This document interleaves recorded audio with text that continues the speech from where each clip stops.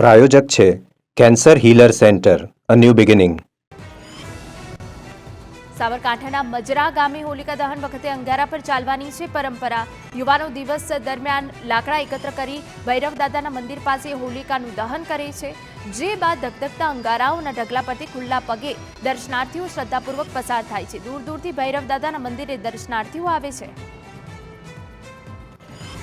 ડાંગમાં ઉજવાયો વર્ષો જૂની પરંપરા મુજબ હોળીનો ઉત્સવ. ડાંગના આદિવાસી વિસ્તારમાં હોળી એક નહીં પરંતુ 5 દિવસ ઉજવાય છે.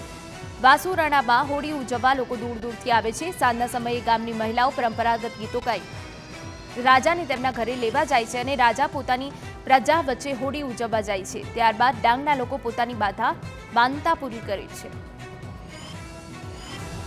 યાત્રાધામ ડાકોરમાં રણછોડરાય મંદિરમાં ફાગણી પૂનમે રંગોત્સવ ઉજવાયો. ભગવાન રાજા રણછોડના સોના ચાંદીની પિચકારીથી સેવક પૂજારીના માધ્યમથી ભક્તો સાથે ધૂળેટીનો પહેલો ખેલ રમ્યા.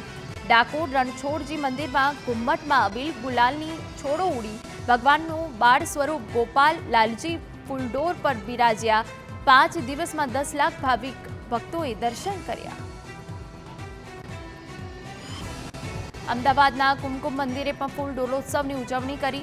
ગુલાલ અને કેસુડાના જળથી સ્વામિનારાયણ ભગવાનને રંગવામાં આવ્યા. પૂજારી ભગવાનની પિચકારીથી રંગ ઉડાડતા પણ જોવા મળ્યા. ખજૂર અને ધાણીનો પ્રસાદ અર્પણ કરવામાં આવ્યો.